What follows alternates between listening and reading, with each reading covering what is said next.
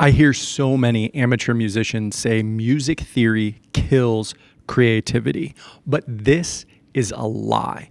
And I'm going to break down exactly why it is right now. My name is Jake, and I'm a guitar nerd of over 23 years. And my goal is just like yours, to be able to express myself on this instrument. Imagine this. You're finally a pro guitar player. You're sitting in a professional studio, amp mic'd up, pedals all around you, guitar in hand. And the producer on the other side of the glass pushes the talkback button, looks directly at you and says, "Hey, at the end of the solo, end on the third so it doesn't sound so final." And you have no idea what he means. Now, you have to decide.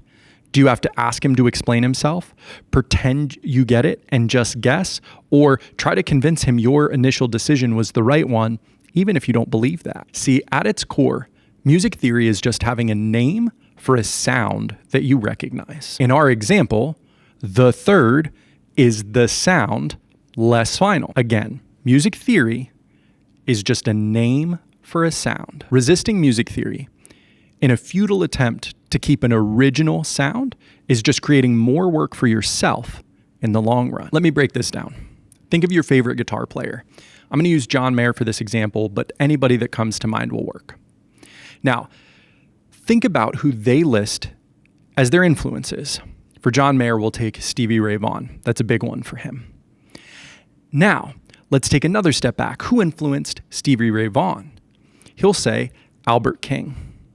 Right now, we've gotten 2 steps back and we're pretty far away from the sound of John Mayer. Not just in recording techniques used back when Albert King was making records, but in the way that they approach the instrument. You can see the influence on John Mayer, but they sound very different. Still, if you like John Mayer a lot, you'll probably find something enjoyable in Albert King. Now, let's go back one more step. Who influenced Albert King? He would say Blind Lemon Jefferson. That is a huge departure from our initial artist of John Mayer, both in terms of era, recording quality, what we have access to, but also in the performance and the way he played and even approached the instrument. See, music theory builds on itself. If you ignore music theory in an attempt to be original, you're going to have to recreate all of the ideas between Blind Lemon Jefferson and John Mayer. But wait, you say, what if I just learned John Mayer songs? That's great.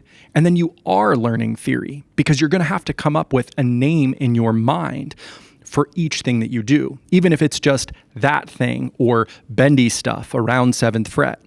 Why not learn the accepted terms so that you can more easily communicate with every other musician? But wait again, Albert King didn't know music theory, you say?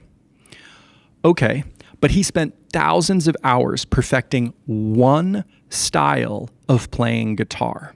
Yes, he was an incredible blues soloist, but he didn't play country guitar. He didn't play fingerstyle. He wasn't into bluegrass. If you have one interest and thousands of hours to dedicate to it and you want to discover it organically, by all means, go for it.